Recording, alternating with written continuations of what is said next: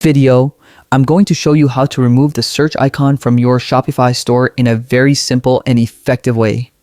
A lot of store owners want a cleaner, minimal header, and removing the search icon is one of the easiest ways to achieve that. So let's walk through the full process step by step. First, let's take a quick look at the store as it is right now. As you can see, the search icon is clearly visible in the header area. If you want a cleaner look or simply don't want to offer search functionality, hiding this icon can make your store design feel more polished and intentional. To start, head over to your Shopify dashboard. Once you're there, look at the top right corner and click on the three dots next to your theme. From the drop-down menu, click on Edit Code. This will open all the theme files that control your store's design and styling. To the search bar on the left side and type base. You're looking for a file called base.css or base.css.liquid depending on your theme version.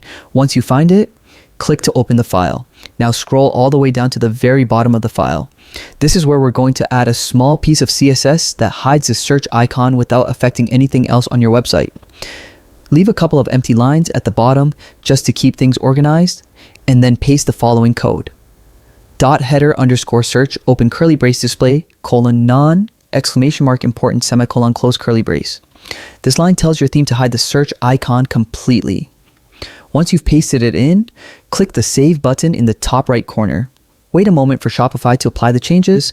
After it's saved successfully, go back to your store and refresh the page. You should immediately see the difference. The search icon is now gone, leaving you with a cleaner and more focused header design. Actually make your store look more premium and less cluttered, especially if you're aiming for a minimalist layout. And that's all there is to it. A quick CSS tweak is all you need to remove the search icon from your Shopify theme. If this tutorial helped you out, feel free to leave a like or subscribe. It really supports the channel and helps us reach more people. Thanks for watching, and I'll see you in the next video. Happy selling!